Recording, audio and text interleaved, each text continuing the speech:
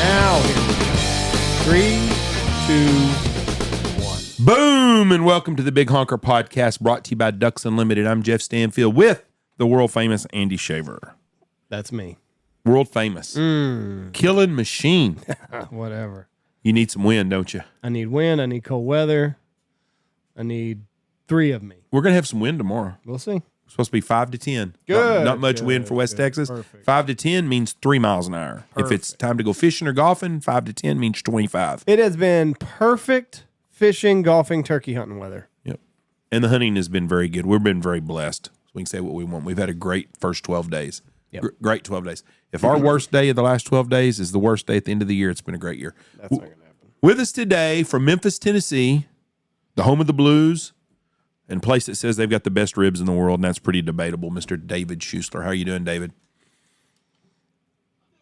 I'm doing well. That's debatable. There's good ribs out there. I'm not saying that. But it is the Blues and the birthplace of rock and roll. Yep, home of Elvis Presley, the king, the true king. George Strait's the second king. Elvis Presley is the king. Do you recommend what? I've had the ribs in Memphis at a couple places. I've had ribs in Kansas City. I've had ribs in a ghetto in Texas. I really cannot tell the difference between a great rib and a good rib. They all, so I think it's pretty, when someone says they got the best ribs in the world, I don't see how they're much different than anywhere else. I think when you're eating barbecue, you have to get into a mindset, because I've lived in North Carolina where they will literally knife fight you over what barbecue is best. I've lived in Texas. I've lived in Memphis, and to me, they're all a little bit different, and you just get in that mindset, because a true Memphis rib is a dry rib with no barbecue sauce on it. And we can sit here and, is it Rendezvous? Is it Commissary? Is it Interstate? But they're all, you've got to eat all their dry ribs, and then you can make your decision. I find it very hard to compare one region's barbecue against another region's. It's different. Is the Rendezvous, is that downtown by the Peabody? It is. And it's down in the basement, right? Yeah. It is. I had it. I'm not a dry rib guy. I like it wet and sloppy. So. And I think you can get them there that way. They're just going to cuss you when you Yeah, I didn't order want to go through that. I think if you go a place like that, you need to order it and eat it the way it is. It's like Andy. Andy goes to freaking Philadelphia and orders a Philly cheesesteak without any cheese. No, I didn't do it on purpose. I was scared. But who the hell orders a Philly They cheesesteak with no intimidated me. cheese? I walked to the truck and they said, "What do you want?" And I was like, "Oh, that's not how I get greeted in Texas." So I froze. Told them, "Give me a Philly cheesesteak." I figured cheese is in the name. I didn't figure I had to tell them to put it on there. Apparently you do. With whiz. And there, like in there, is it white American? Is it cheese whiz? Is it melted? Cheese whiz. You're supposed to do with cheese whiz, and I didn't do that. I got meat and onions and bell peppers, basically. It's terrible. Mine was excellent, but I ordered with whiz because I wasn't going to do like Andy, and I'm not shy, and I'm not worried about holding the line up and say, whoa, hold on. This is the way I want it. So I told the lady, I said, listen, I want a Philly cheesesteak with lots of cheese, and I want the whole thing on it. And she said, well, yes, sir. That's the way we do it here. I was 23. I was newly married. I'm in a town I've never been to. Newly married. I've got my new wife looking at me like I'm not gonna be the guy that doesn't know what he's ordering. I'm gonna go up there and do it with confidence. So when they said, "What do you want?" it kind of put me on my heels, and I'm like, well, I'll just tell them what I want. I'm not gonna ask any questions here. Can you remember where you got it from? Was it from one of the famous places? Pat's. I went to Geno's, and Geno's was excellent. And that's right across the road, right? You throw a baseball and hit each one of them. Should have gone to Geno's. Evidently, the staff's a little bit more friendly over there. Wouldn't have made me look like a chump in front of my new wife. So, David, as a barbecue person, what is the best barbecue ribs you've had? There's a little place. I mean, if we're gonna, and my people down here are gonna kill me for this, but if we're including beef, right? Then there was a little place up north of Austin I can't remember the name of it right now, but when I was out there looking for a house, when I moved out there working for DU, the realtor took us there, and it was the first beef rib I have ever eaten, and I've tried to chase it since then and have yet to What find town it. were you in? Was it Blacks or Snows? No, it was the one on the river up there. Goldie? Is Goldie one? I can't remember. I'm trying to think of all of them. What town were you in? North Austin. Austin? Oh, you were actually in Austin. Now, yeah, the best pork rib I ever had, a guy sold out of a little shack near Miccosukee, Florida, where I grew up, and he only cooked so many slabs every Saturday. And when we would get done hunting, we would race over there and eat them off the hood of our truck. That's the best pork rib I've ever had. That's a way to eat it right there, right off the old hood. With feathers and blood in your fingernail. It makes it taste even better. There used to be a barbecue joint in Hobart, Oklahoma that we would go to, which is the most expensive barbecue place I've ever been in my world. We would take, me and Andy, Blake, and Zach would go in there, and it would cost me $100 to $150 to eat. It was terrible. Yeah. And the food was not that good, but she had the prices. She thought she was Blacks or Lockhart's is what she thought she was. But and you know what? The Texas barbecue, I've been to Blacks or Lockhart. I can't remember which one of them, and it was dry. No sauce or nothing. And the brisket, I didn't like it. I wanted barbecue sauce with it. Was it not on the table? One of them they don't even have sauce. Really? No. Got a feather in my nose or something. Andy made brisket the other night that was really good. It was overdone if you talk to some people in the crowd. Yeah, one of our friends told Andy I would have taken it off an hour earlier. It's on the dry side. Okay, David, let's talk about the vault. This is the best time of year at DU. I'm so excited. It is. It's into the vault 4, the little stay in business during COVID national live auction has grown into our largest auction every year. And the Monday before Thanksgiving every year, it opens up and runs for almost 2 weeks.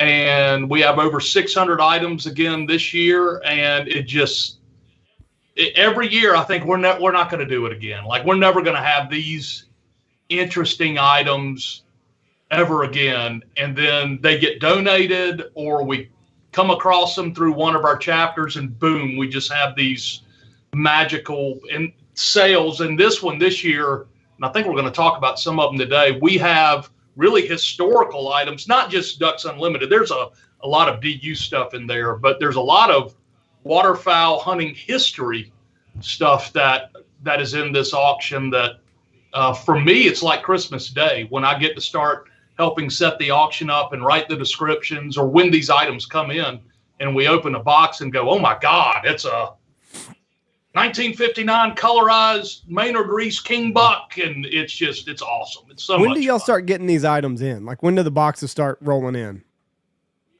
We already have items for next year that came in this fall.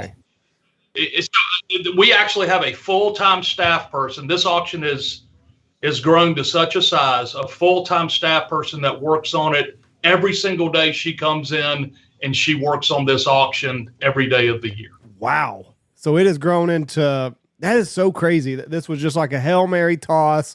Let's see what we can do here. And now here we are 4 years into it, and it's this mega thing. Yeah, the first year, like, we were literally pulling some stuff off the walls and saying, let's sell this, right? Like, it's hanging on a hallway going into, a bathroom. Let's sell this and make some money off of it. Then we had the idea, our chapters have things that are donated to them locally, and they know that if I try to move this locally, I'm not going to make what the value of it is. So these things kind of been passed on from chairman to chairman. Well, now we offer them the opportunity to sell it on a national stage, and then they recognize those fundraising totals for the awards and the bragging rights that they're trying to get on their chapter right down the road. And so that really has opened it up to be an across the country type of sale. And you've heard that we're about to see the biggest transition of wealth in the history of the world from the boomers to Generation X. And we're seeing that inside of the donations that are just coming to this office from older people who are downsizing their homes. They want all this stuff they've collected to go to a good cause. Just this morning, like 2 hours ago, we finished an appraisal on 36 federal duck stamping prints that a gentleman drove from Dallas to donate to Ducks Unlimited. We met with the appraiser. The appraiser actually is still looking over the prints right now. And it was a story I've heard time and time. I love these things. I bought them to hang in my office. I'm retired. We're moving out to the country. I don't have as much space. I want you to have them and go make some money for habitat conservation. That's phenomenal. And that's 3 or 4 times a month right now that we're seeing. And no telling how much our chapters, the 2,000 chapters across the country, are receiving those type of vintage items. I think a lot of it's got to do with the kids and grandkids don't have the same desires and likes that the grandpa did. And he's collected all this stuff that was his big passion, and his kids are not interested in it as much, and he don't want to see it get to waste, and he would rather give it to somebody that's a good cause or that will appreciate it. That certainly is part of it. What we have heard is people are starting out in smaller homes now, and they just don't have the space for it. And for a lot of it, collecting isn't quite what it used to be, just whether it's stamps or baseball cards or whatever. And that generation collected so much, a lot of the good stuff the kids and grandkids get, and then the rest might be donated. But what we're seeing is what's coming in that's donating is still phenomenal type of items. You know, a week ago or so, we were talking about rock music and kind of, kids listening to music and everything, and going into record stores a long time ago. For my generation, it was CDs. But I can remember, and Jeff talked about looking through the posters. I bet kids today, none of them buy posters anymore. I bet. I don't know. No. I don't have a kid that age, but I don't see the poster section, because they used to have a poster section at Walmart, and I don't see that anymore. They buy them online. Right. And they don't buy them to the extent they used to, but I've got one in school and one in high school, and both of them have So they posters. still do posters. You order it from your phone. Who did you have a Farrah Fawcett? Yeah. Yes. My older cousin had a Farrah Fawcett. Yeah. And I went from going to the record store to the record store being CDs. But I'll tell you this, my 2 boys and I this summer, Memphis has this area that's real hip, and records are, if you're really a audiophile, you have a record player and you're listening to these remastered records. My 2 sons and I on a hot Sunday went to the record store in that part of Memphis, and we spent 2 hours flipping records. And they'd come up to me and say, I want this.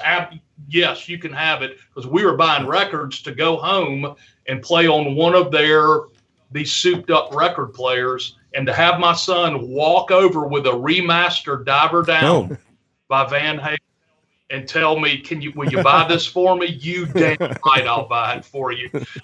And I'll listen to it more than you will. What's your favorite song on Diver Down?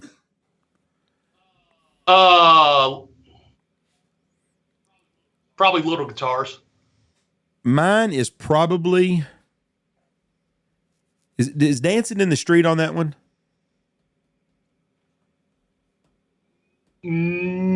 Yes, because most of it was remakes. Yes. And I think Little Guitars was. I'm almost positive Little Guitars was on Diver Down. If not, for you Van Halen nuts out there, I apologize. It's one of my favorite songs that they do, and I do think it's on Diver Pretty Down. Woman's on there too, aren't they? That was really good when they done a remake of Pretty Woman. My favorite Van Halen tune of all time is Drop Dead Legs. That's a good one. Man. They were such a freaking awesome band. I'm telling you right now. I see Little Guitars is on there. How did you feel about when they turned into Van Hagar? I liked Van Halen more than I did Van Hagar, but Van Hagar was damn good too. Sammy good, was a wasn't it? great front man. They're the only band ever that really changed. Well, I shouldn't say that because ACDC, I think they've had 37 different singers. But I really was a big fan of both I like Sammy Hagar and I like Van Halen with David Lee Roth. I think David Lee Roth was the greatest front man ever in my generation of rock and roll. I really do. Just a hell of a performer. But, man, I tell you what, there were some damn good albums that OU812, Black and Blue was a damn good tune also by Van Halen. But let's be honest with you. Eddie Van Halen was just a master of his craft. A freak of nature. And I say that in a good way, right? Like good athletes are freaks of nature. And Eddie Van Halen was a freak of nature when it came to doing things on that guitar. I mean, he just was unbelievable. Different level. I did not realize I thought ACDC only had 2. No, they had more than that. They've had 5. I just looked it up. Angus is the only. I thought it was 3. Is the only continuous member throughout ACDC's career. I went to school with a girl, and she was a big girl, and I called her Angus, and she called me out on it one time, and she thought I was making fun of her, but I was like, you wear shorts like Angus Young. That's why I call you Angus all the time. Good cover. 20 years later, on Facebook one time, she goes, do you remember you used to call me Angus because of the ACDC? Yeah, well, it's not the reason why, but yeah, that's we'll go with that. But they were a great band also. This says Axl Rose sang with them in 2016 on the Rocker Bus World Tour. That's right. His voice is done though. Yeah. He's terrible. And I'm gonna tell you right now, I saw Vince Neil on TV the other day. Vince Neil needs to go to the gym as much as I do. Well, and his voice is gone too.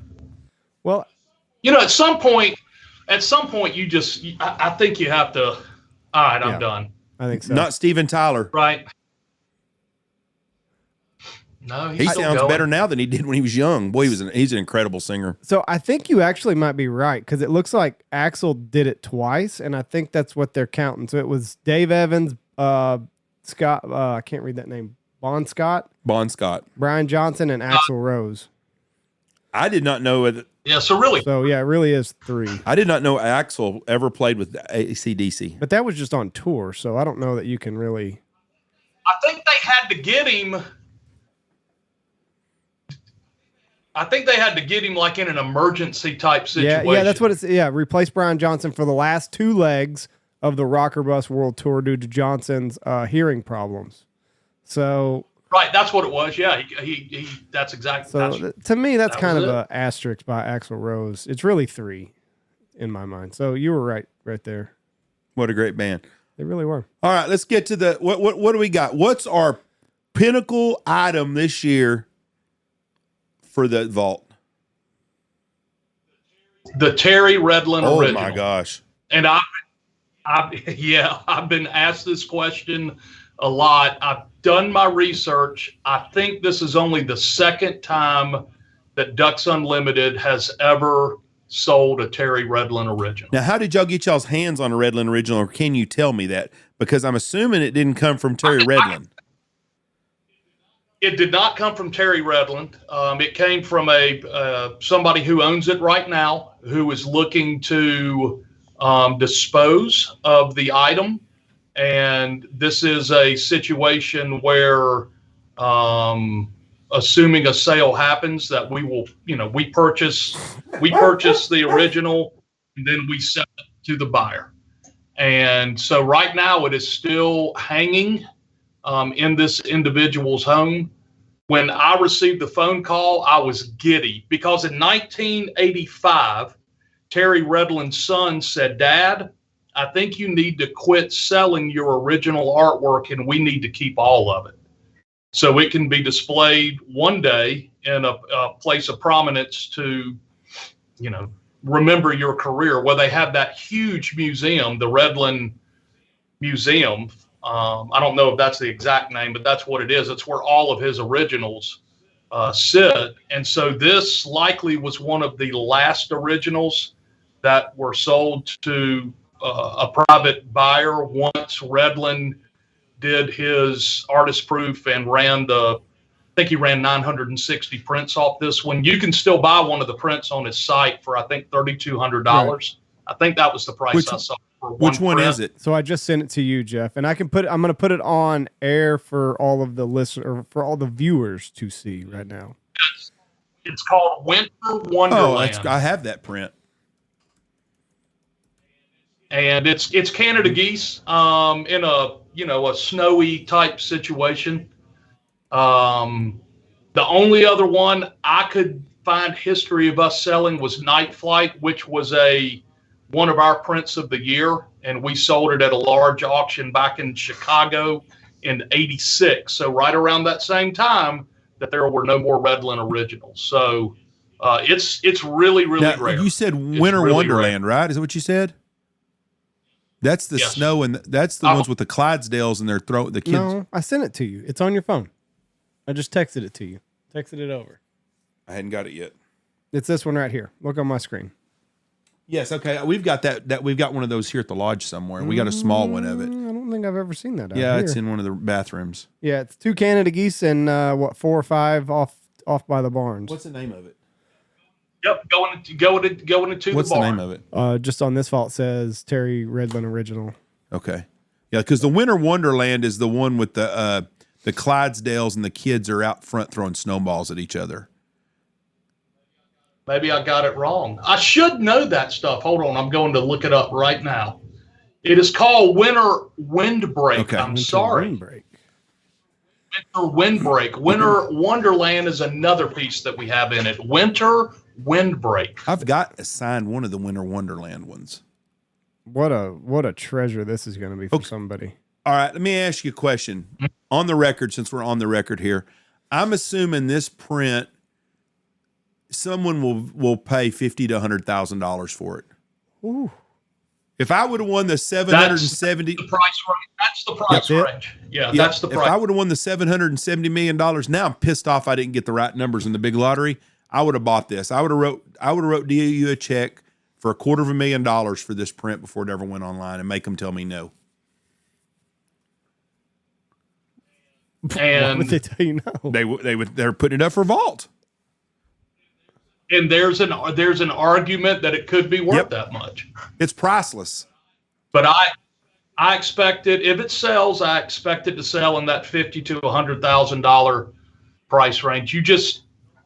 There aren't any out there. Like Terry Redlin is not with us anymore, and he is not painting anymore, and he is arguably one of the greatest sporting artists in history, certainly of our time. I mean, there's only 5 or 6 of them in our time that you kind of consider the grand masters, and he's not one if you talk to Professor Goldberg at Midwestern State University in 1989 when I was in art appreciation class, because me and him did. Yeah, they didn't like the sunrise. He was not a big fan of Terry Redlin's, and he was he was a smaller fan of Jeff Stanfield than he was Terry Redlin. He did not like Terry Redlin, and he hated Jeff Stanfield. But we had this argument more than 2 times in class about a real artist. Who would the other artist be, kind of in this same vein that you could put in the same breath as Terry Redlin? Norman Rockwell, David Moss. I'm just thinking of waterfowl. Hunting art. Oh, David Moss. Cowan. In Texas, Cowan, yes. Les Cuba. David Moss, Terry Redlin, Art LeMay. Les Cuba.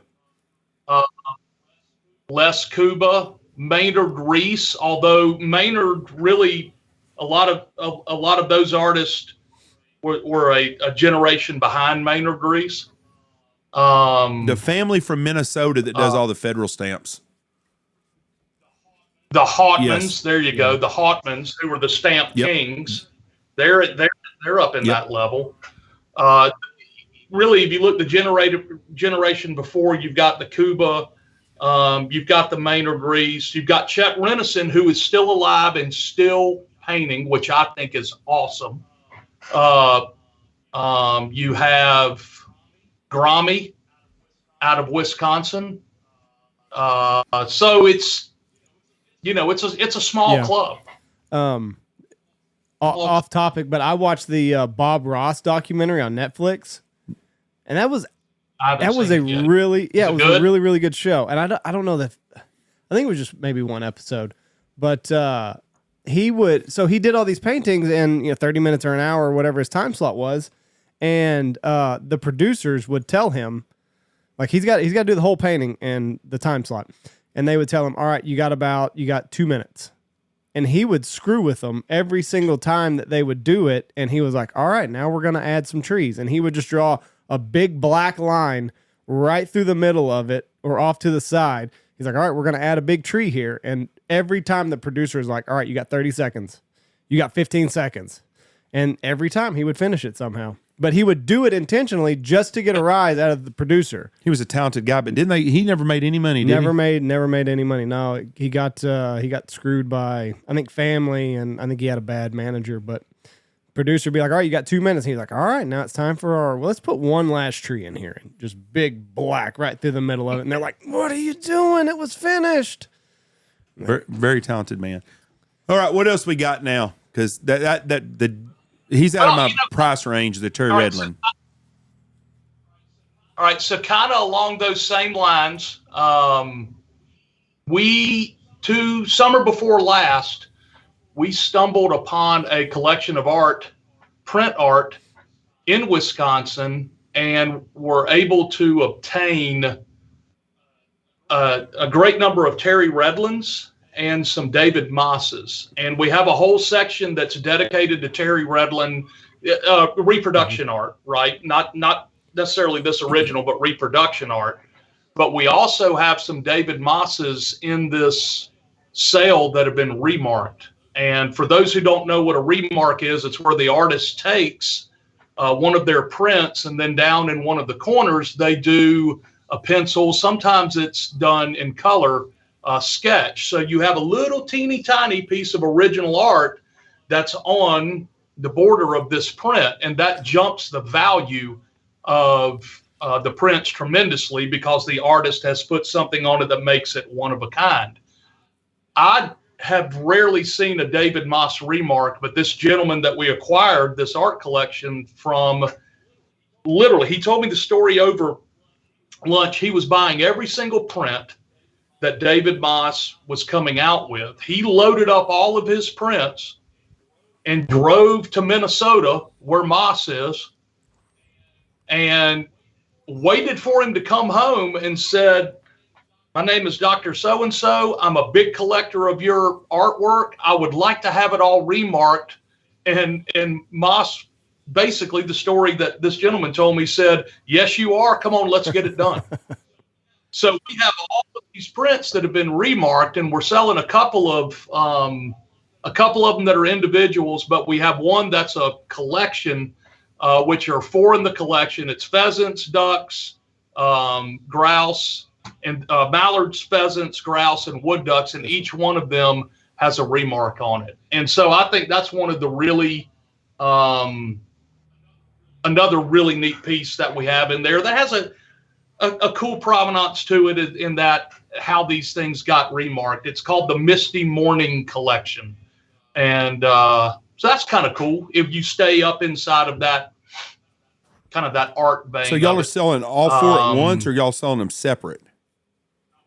Now we're selling all 4 of these at once because they were published by Moss as a collection. So this is another 15 to 25. We have another collection, rebuy, and then we have some individual Mosses that are remarked, that have been, they've been framed out to where the mat of it cuts out where you can see the remark. And really, in my mind, when you buy a remark, you are buying a reproduction piece, but there's a little tiny original in there that artist did that makes it one of a kind. What's the going on this? Probably 15 to 25,000? No, I bet you we'll probably start the bidding on those 4 pieces at $1,000. So I bet it goes over 10. It could, but I think that's a good starting place for it. Yeah, let people bid. And I'm really interested to see how people react to these Moss remarks, because there's just not a lot of them. I'd give $2,500 for them right now. So how does it work? How do they do the remark? They extend this border on the bottom? Yes. Yeah. Well, they do it when the print is not framed, and so they'll get the margin and they'll draw the picture, and then when you have it framed, the framer cuts out the mat to make sure that the remark is included. I got you. That makes sense. And it adds greatly to the value of the print. Yeah, those are really, really, really neat. Yeah,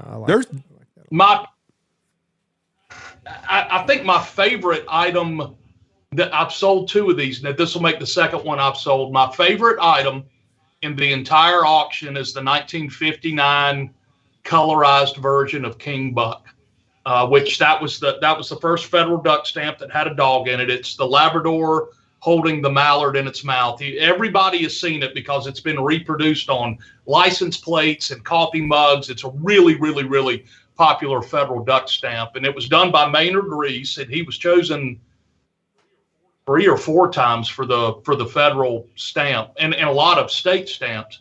But what artists would do is they would run the first edition, which is generally the most valuable of any federal duck stamp out there. When they did more than one edition, they'd run 300 of them, and if they sold, then they would go to a second edition. And for collectors, the second edition isn't quite as valuable as the first. Well, in this year, in '59, Reese ran 3 editions, and that was a lot back then to do 3 editions. Well, he said, you know what I'm going to do? I'm going to run a 4th edition, but we're not calling it that. We're calling it the colorized.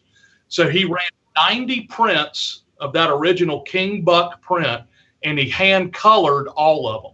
So there's only 90 of these things in existence of one of the most popular federal duck stamp and prints there's ever been, because of what the image is of the black lab holding the mallard. We sold one in our first auction, and I think we sold it for around $10,000 or $12,000. We had one donated. I couldn't believe it when we opened it. I said, I cannot believe that I have now 2 of these 90 from the 1950s has come through this office. So we're offering number 75 out of 90 on this one.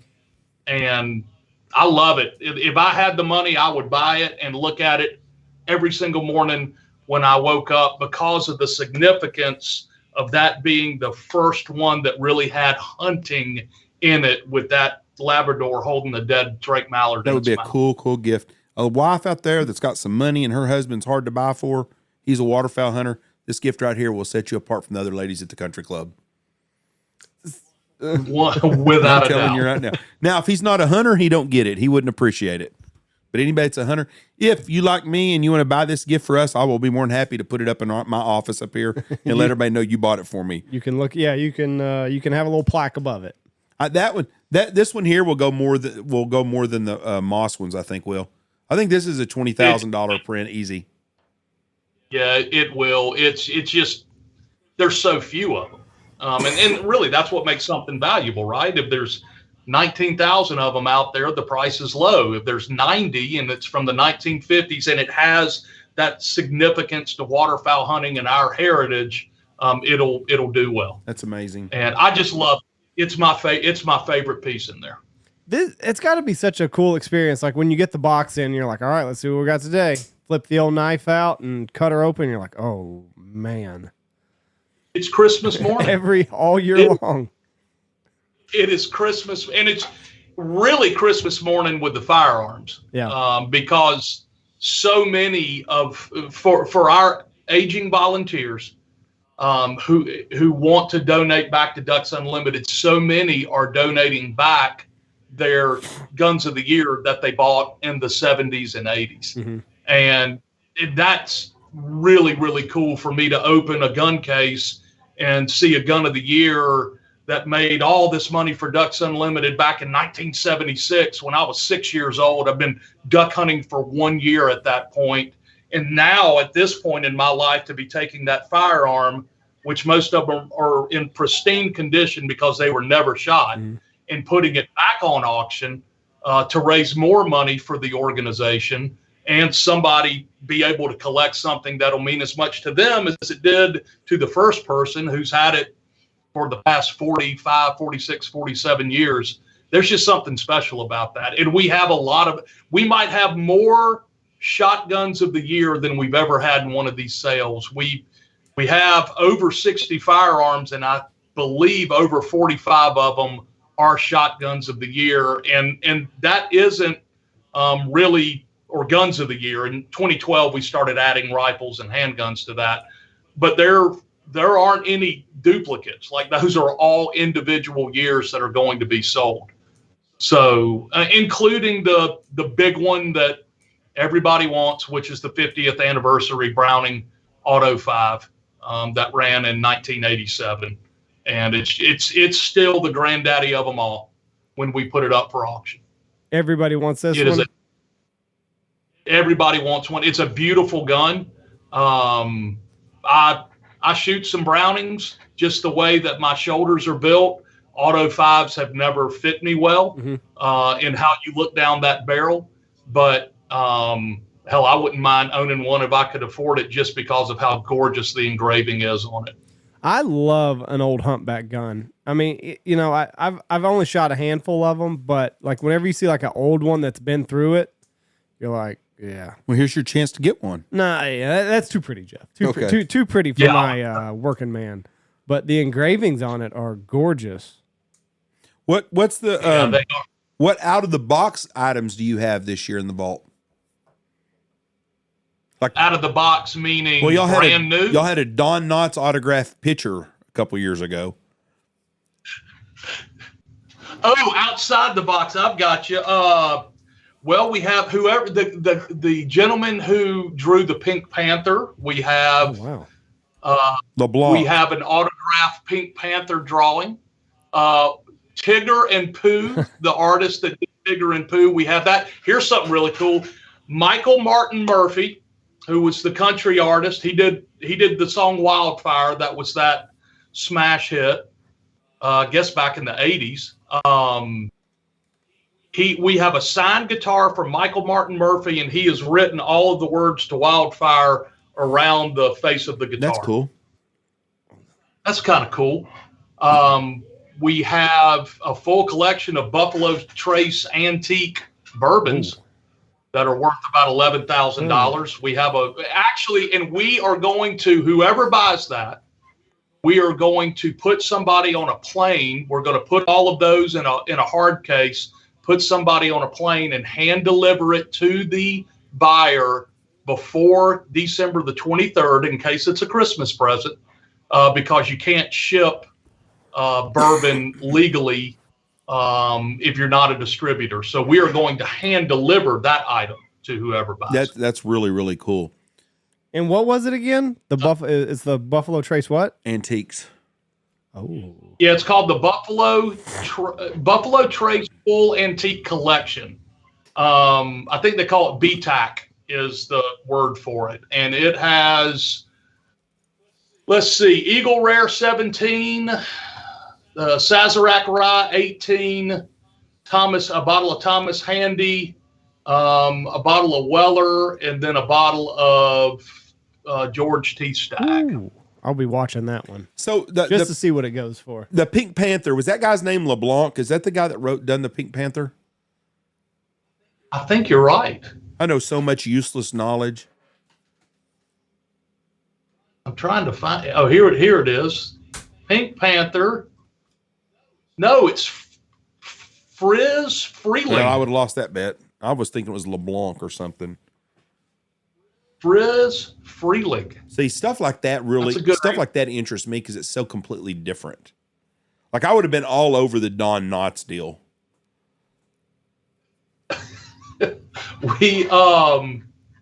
Didn't you bid on the Don Knotts picture? It went really it went really expensive. Let me tell you what, my wife and me were at auction. Someone auctioned off a damn yellow, hand-carved yellow rubber duck looking deal. Not even look like a duck, looked like a yellow duck. And I was in on that pretty high, and it went for like high dollar shit, and I couldn't believe it. But people, all it takes is two people. Yeah, well, this one got out under 1,000, but that was my cutoff. And I was like, I don't care how happy that'd make you be to have that in your house. We ain't getting that. But it's just crazy. It's crazy what people will pay for stuff. You ought to put the damn what's it, the warthog behind you. You ought to put that up for auction. That's his. I know that's a great looking animal though. Every time you're on here, I'm thinking I need a warthog in the lodge. I get rid of that. Nope, not that one. I went too far to shoot that one, and that one booked big. Yeah, it did. It was number 110 in the world, so that one's going to stay That's right a here. Beautiful animal. Did you know they're shooting them in South Texas now? I did know Yeah, that. and they're getting more and more. People are seeing a lot more of them now. So see there, Jeff, maybe one day you'll have your opportunity. They just got to keep coming north a little bit.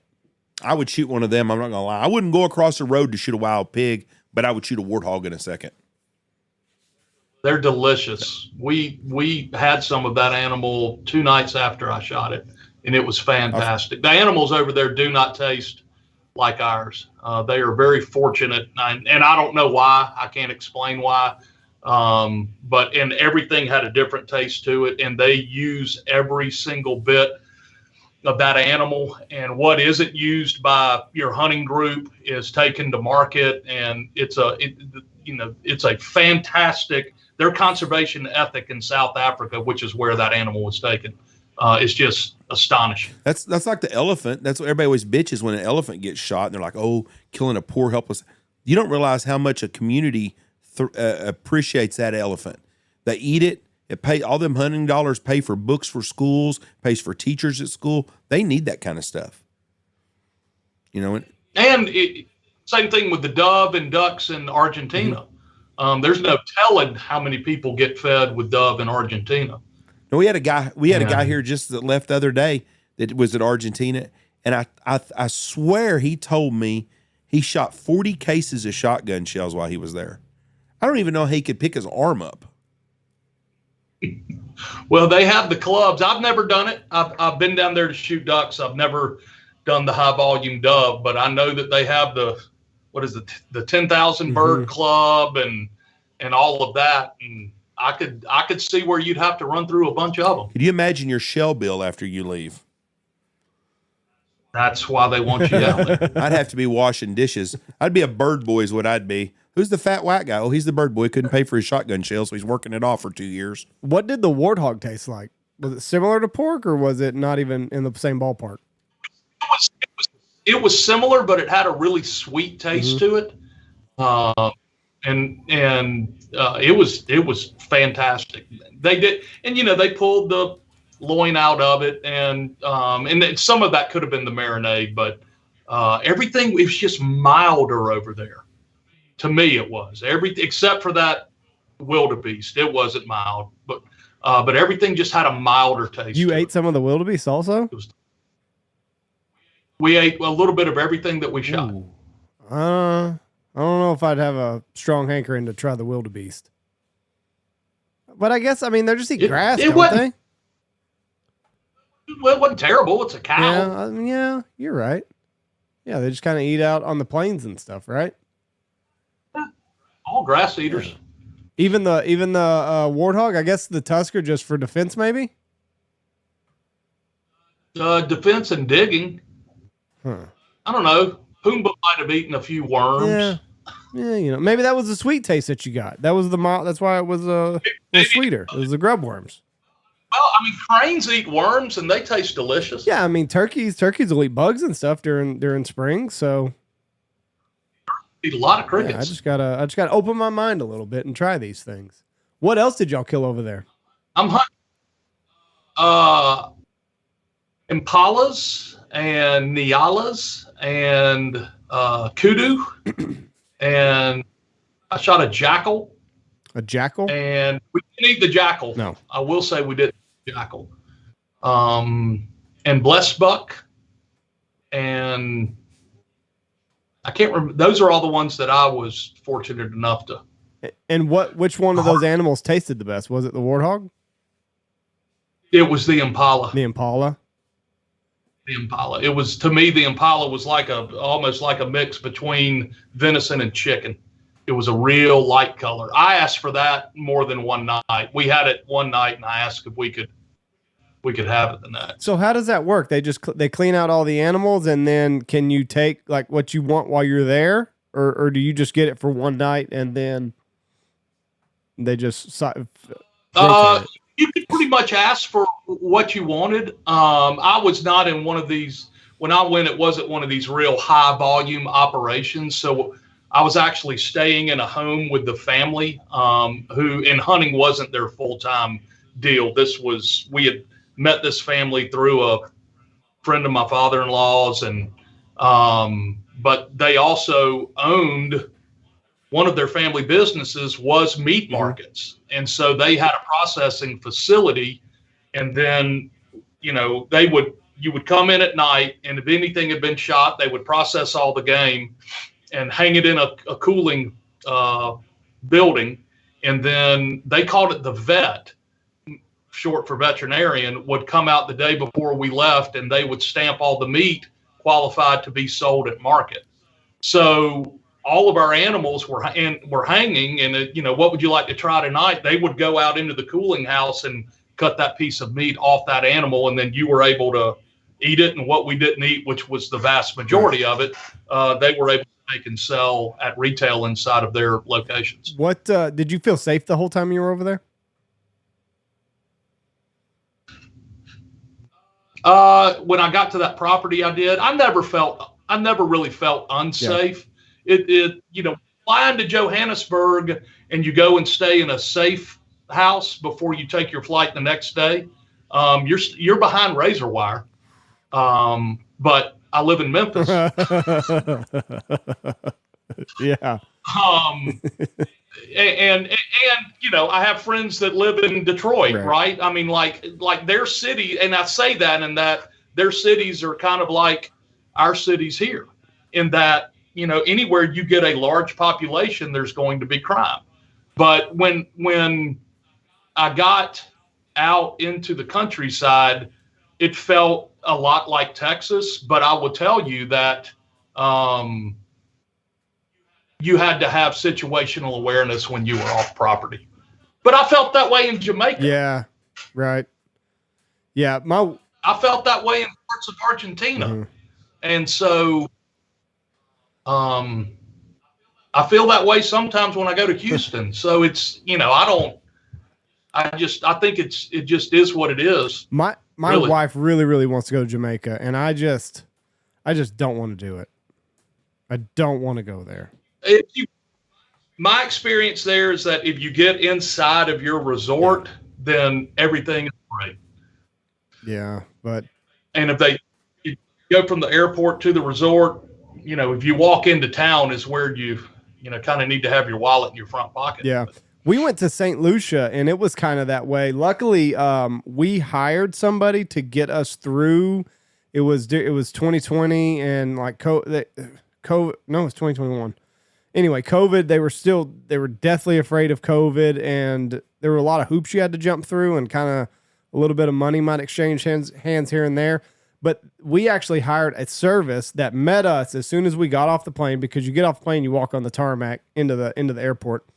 And they had our name on a placard, and like they walked us through every bit of, okay, you got to show this here, you got to show your negative test here, you got to do this here. Otherwise, I would have been lost, and I don't think on my feet very well.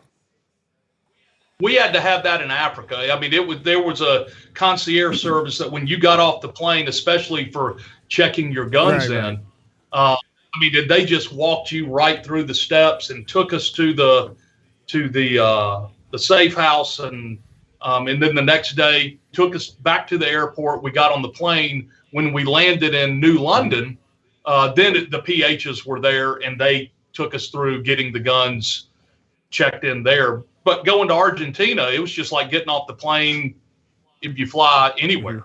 And you know, they were there. The people from the place were there to pick us up we got on a little bus and went. So we recently got back from Canada, and U.S. Customs was in the Canadian airport this time. I've never seen that before. In Calgary. Like, yeah. We landed at Atlanta. It was no different landing from Dallas to Atlanta. You just went right in the regular airport.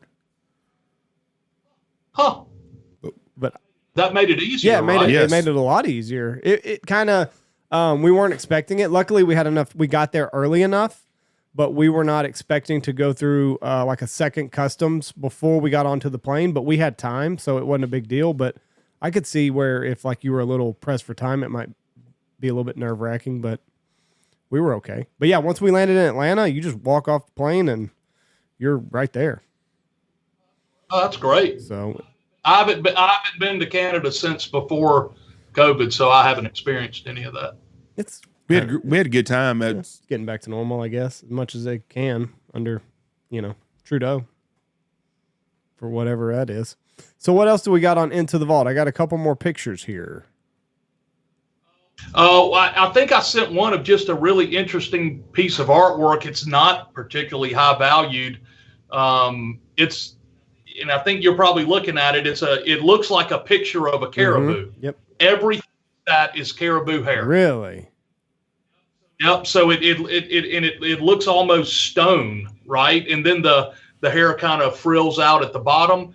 Everything in that is caribou hair.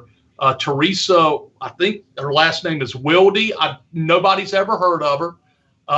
She lives in Winnipeg, and this is the art that she specializes in. So I just kind of shared that as an interesting.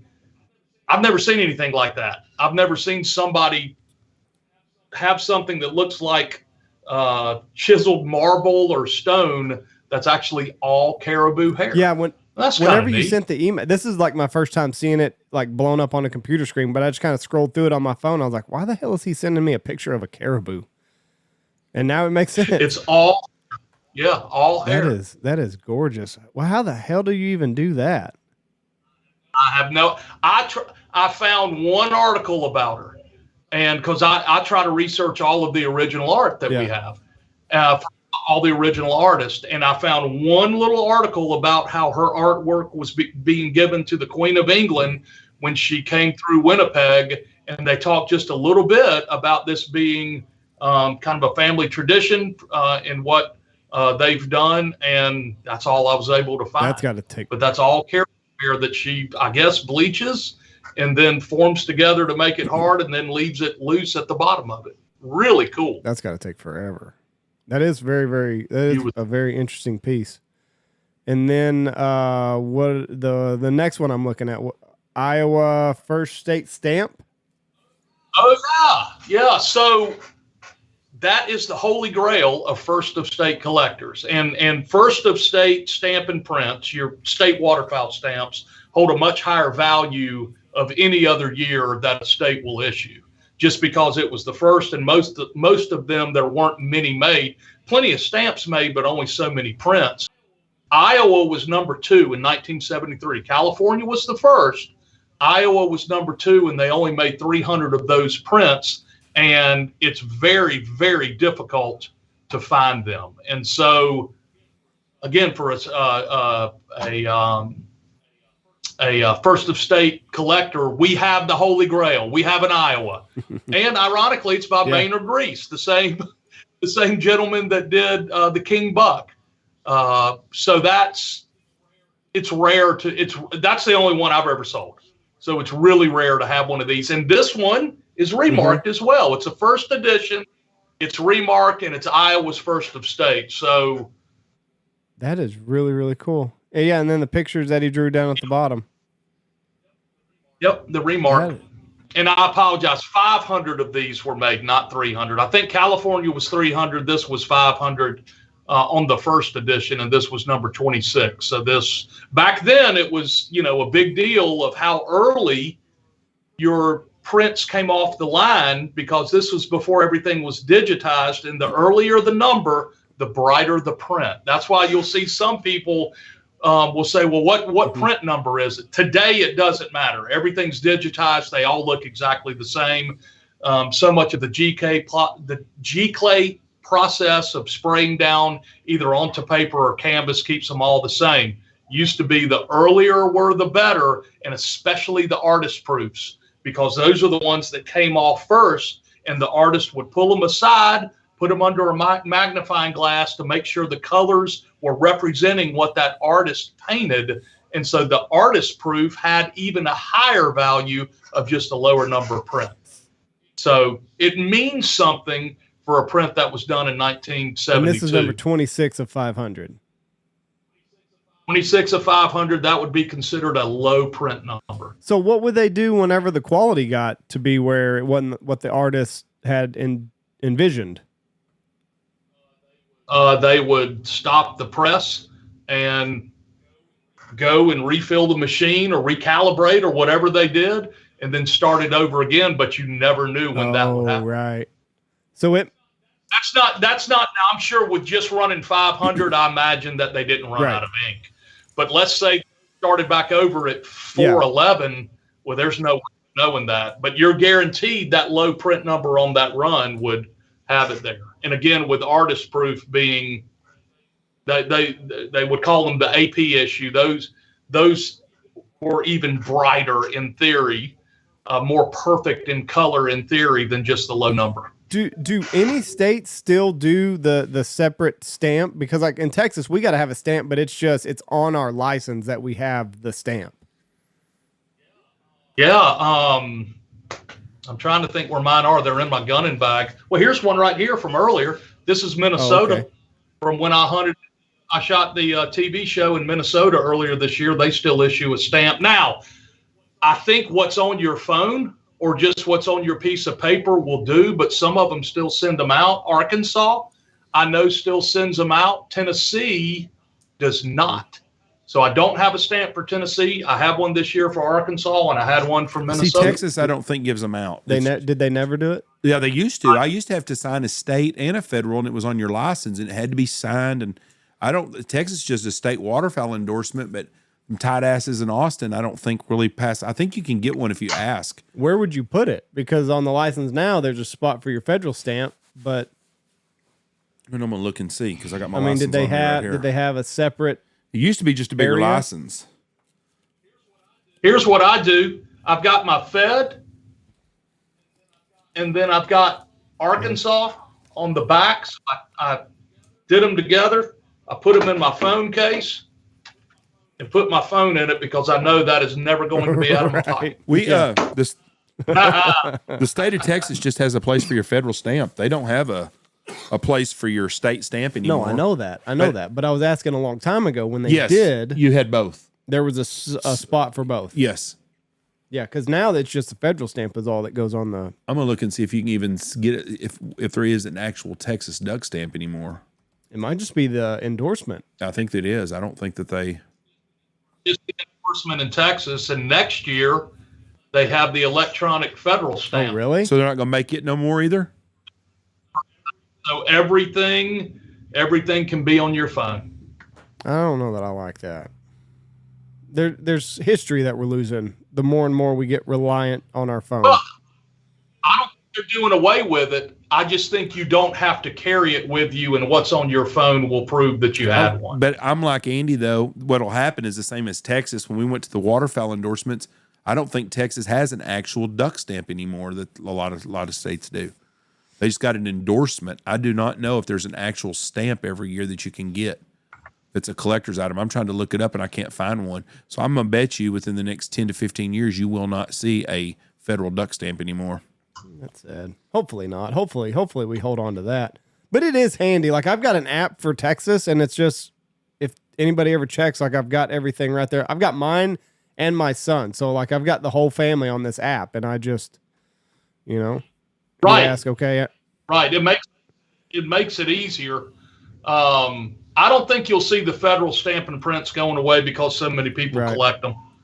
Now, this I don't know. I will tell you that I'm trying to look too to see if there's a 2023 Texas stamp and print, and I can't find it. But I will tell you that the value of those diminished greatly as the years grew, because people had no place to put them on their walls. Yeah, I went to dinner at somebody's house one time, and they had like 47 state stamps on their wall.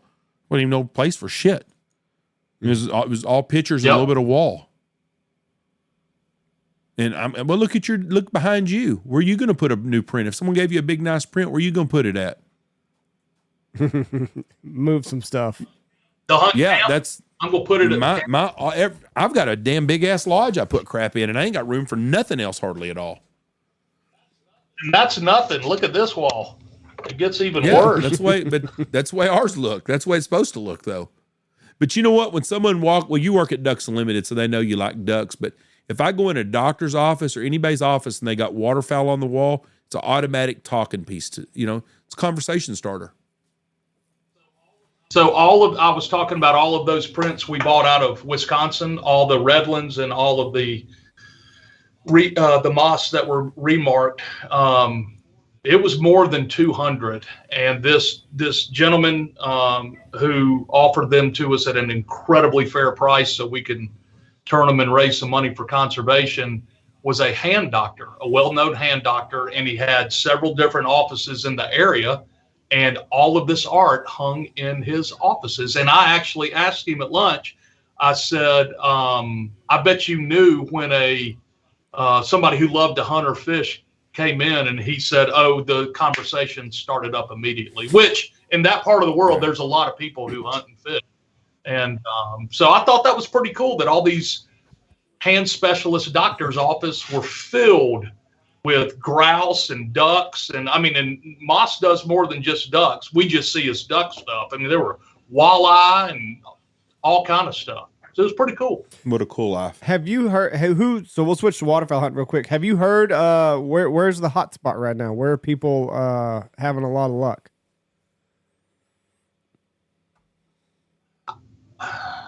I have heard Missouri is doing well. That early push and then getting warm seems like it kind of stopped it. I know that some of my compadres up in the Wisconsin and Minnesota area did well a week to 10 days ago. It's my understanding that that Kansas, corridor, Nebraska, we're seeing a lot of ducks now. Everybody's warm now, right? Like it's warm all the way to the Canada border.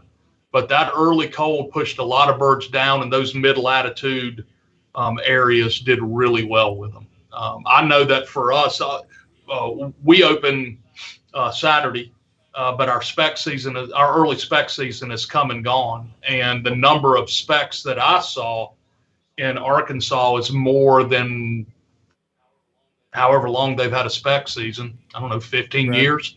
And it was due to that really cold push that they had. So that was neat. I'm interested to see what we see Saturday because it's just so warm with no wind and it's dry. But so what opens in your area Saturday? Regular duck does? Duck and spec, it all comes in Saturday.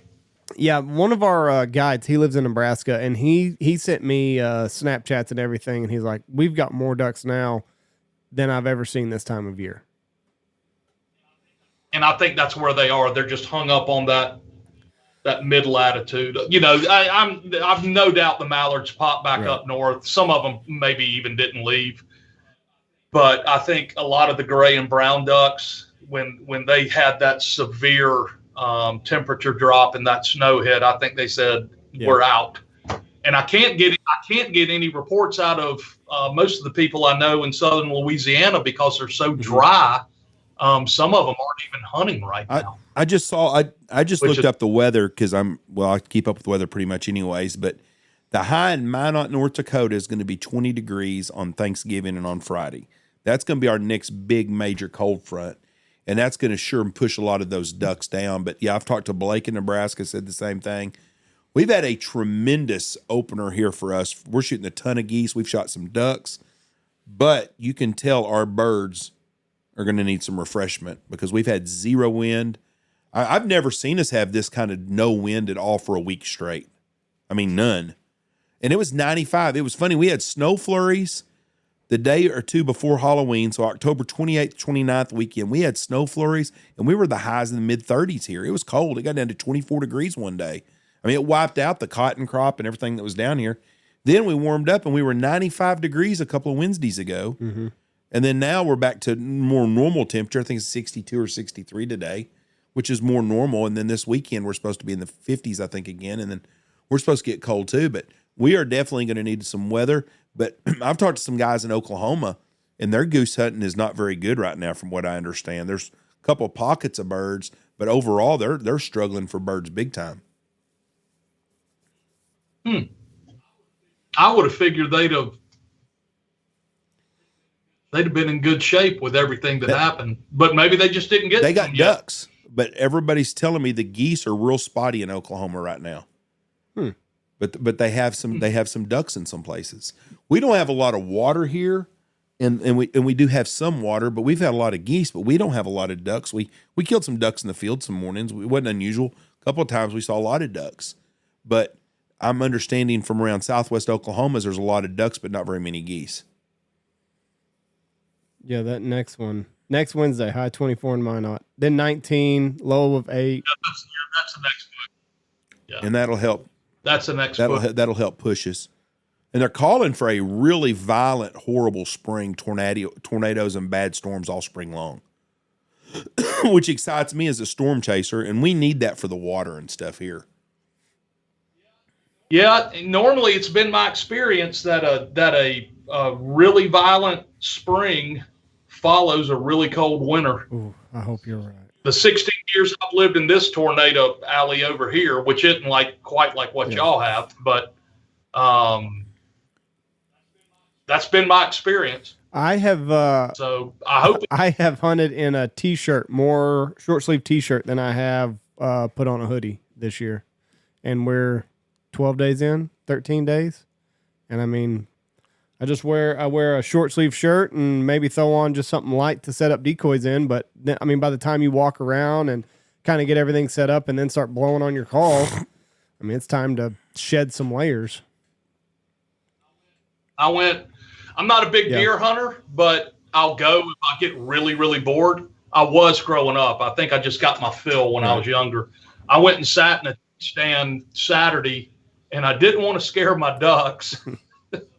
So I did one of those. Well, I'll walk that mile and a half to that tree stand. I'll slip in there on them. And it was cooler. It was, those mid to high 40s. So you needed something on to go do a 4 or 5 hour sit. Then I did that long walk, and I kind of forgot what deer overalls, how quick you can work up a sweat. I was miserable for about the first hour. And just taking clothes off, trying to let the cool air get in on you. I've been taking a cold shower every morning when I wake up. I've heard that it's a great way. It's like better than a cup of coffee. You hear all these health benefits of the cold plunge. It's kind of the in thing to do. So 3:30 every morning, my alarm goes off. I take my groggy ass into the shower. I turn it on hot for just a second, just because I can't bear to just go from that to cold water. So it's hot water for a minute and then straight over to cold. So I don't know if that's like kind of why I've been overheating, because my body's like still warming up or something, or if it's just because it's not cold, 50 degrees. So it's going to be interesting to see when it does get cold. You and Jimbo Robinson is the same way. That boy cannot duck hunting if he doesn't take a shower. And now I don't know if he's taking a cold shower, but he has to get up and take a shower. He said his hunt isn't right if he doesn't wake up and take that shower. I agree with him. I don't know what it is. Like, there's been a couple mornings that I've skipped, and it's felt like I don't know, kind of anarchy a little bit. You're out of sync. Well, I guess, but like this is the first year I've done that. Like most of the time, I just take a shower, after my hunt or at night or whatever, and then I'm good until the next day. But this is the first year that I've gone into the shower. But I'm with him. Like, I feel, I don't know, like something's done already. You're invigorated. A task is finished. So I can go on and do whatever else. But cold shower will wake you up. Well, if it makes you hunt better. It's kind of like a baseball player. They said Patrick Mahomes just came out and said he wears the same pair of underwear for every Chiefs game that he's ever played in. Well, as long as they wash him in between, it's okay. Exactly. But us waterfowlers, we're a little streaky, kind of like baseball players. You think we gotta have good luck on our side. You think his wife washes his clothes? Or you think she have somebody? Not a shot. Not as. I bet she doesn't wash his game underwear. No. She don't touch nothing that's got a chief on it. You don't do that to somebody you love. Make them wash those nasty drawers. So a coach has to do it. Coach has to do it. Somebody gets paid to do it. That's right. I wouldn't do it to Jesse. We just had a pro baseball player leave here, and it was interesting listening to his story of just the way things are on the road and how much money they spend on meals and stuff. It's cool. What a lifestyle. Just a completely different lifestyle than those poor boys. He was in the bigs. He was a Yeah, he pitched in the All-Star game. Played in the this All-Star year. game. Great guy. Probably one of the most enjoyable celebrities that I've ever been around. Bryce Elder, great guy, pitches for the Braves, hung out with us for a couple of days, went scouting with us. But he was one of the guys. I mean, he was as enjoyable a person. His parents should be really proud. They raised a hell of a young man. But he was talking about some of those team meals, like teacher salaries on a meal. Lots of money. But when you got a lot, you can spend it. Yeah, well, and you're making a lot, I guess. But he's nicer. He's nicer because he's an Atlanta Brave. He is a super, super nice man too. I mean, just a really good person. One that you'd be proud. If I had a daughter and she brung somebody home like him, I would really like that. He was just a nice guy. Whether he was a baseball player or if he would have been a trash guy, a trash man, he just was a good person. But I was really enjoying him. He was very humble and just down to earth. he did say the worst fans in baseball are Phillies fans. Yeah, I believe that. Terrible. Nothing against Phillies fans, Yeah, but they're I terrible believe it. sports fans. They're just all into it.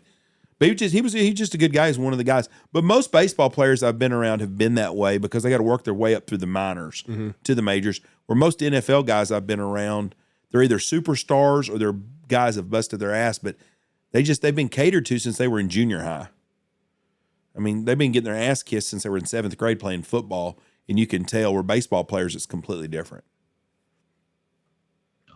But oh well, somebody's got to do it. Somebody's got to throw a high hard one. Might as well be him. He's a good kid though. It was a lot of fun. So Monday is the day, right?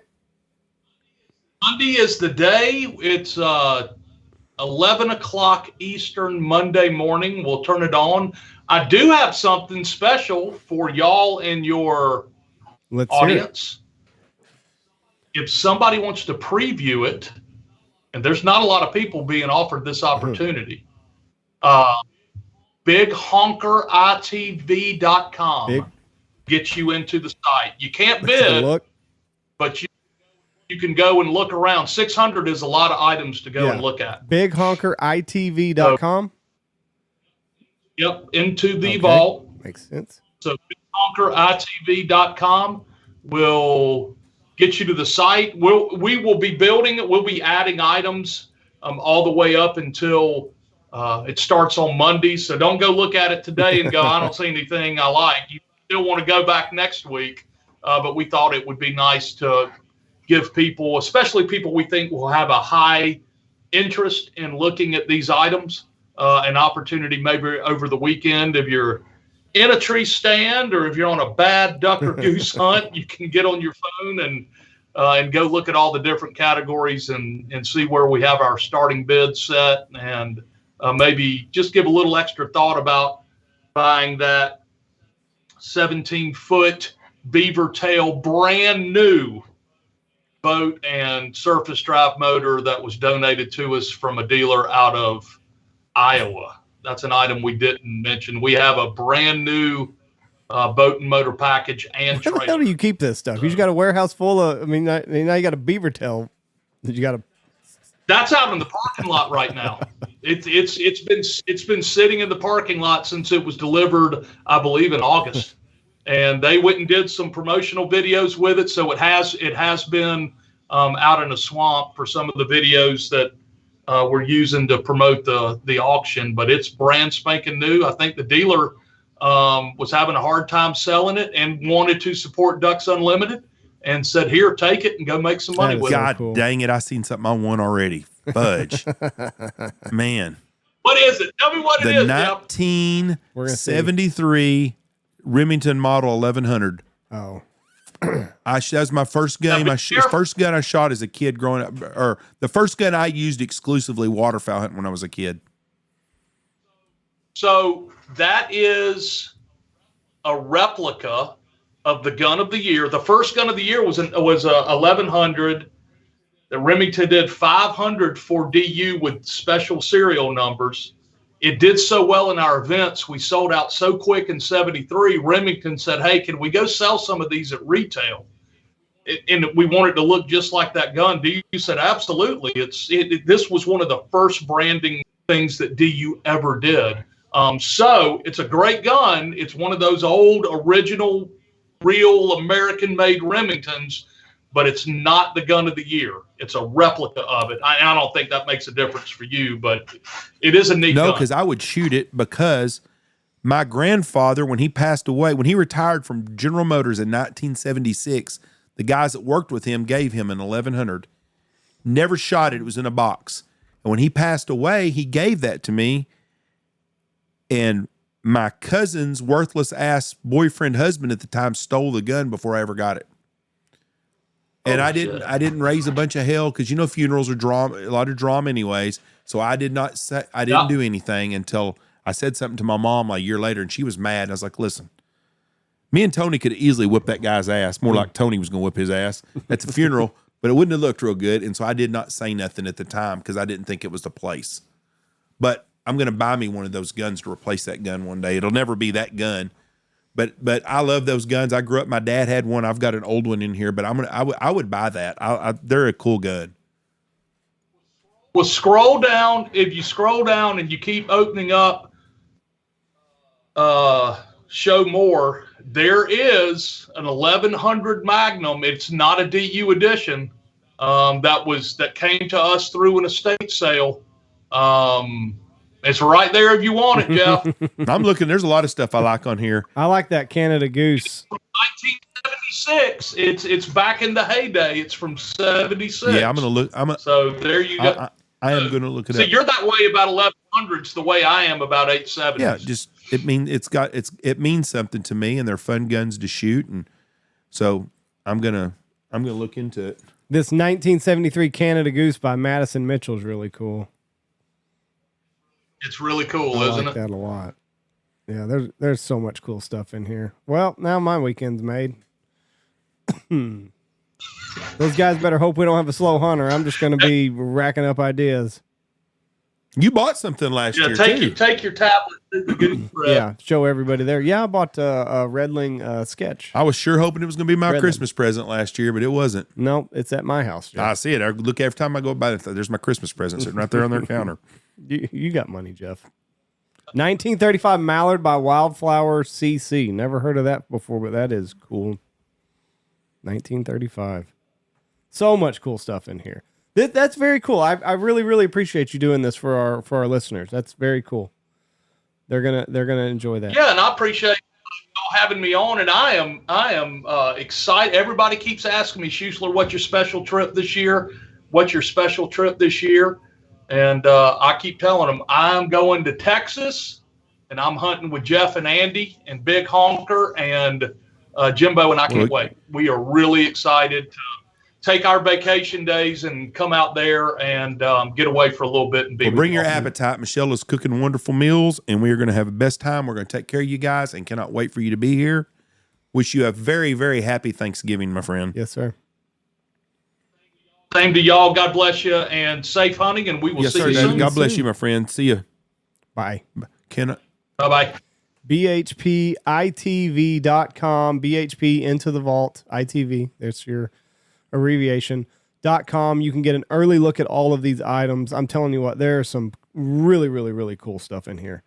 I mean, and it's there's stuff for everybody. Like, of course there's the bourbon collection that, going to go for a lot of money, but I mean, there's stuff in here for $100, $25. There's bids for $1 on some stuff. So no matter what your price range is, there's something in here for you. There's golf trips, hunting trips, NASCAR trips. There's all kinds of things. Go to it. Goes for a good cause, folks. Go look at it. Go get an early little preview, BigHonkerITV.com, and you can get an early look at some of these items. And then bidding starts on Monday. So bid it up. What else you got? That's it. Go home. Go take Got your your new nap. cell phone? Yep, got me a new phone. Look at you. Yep. You going to put a case on this one? They didn't have any to buy. I understand. But it's insured, and if the front breaks, they come to you to fix it. Really? I said, does it take like 2 or 3 months? I said, no, within a day or two. They come to you to They fix come it. to you to fix it. You don't mail nothing in, do nothing. They come to you and fix it. Wow. Yep.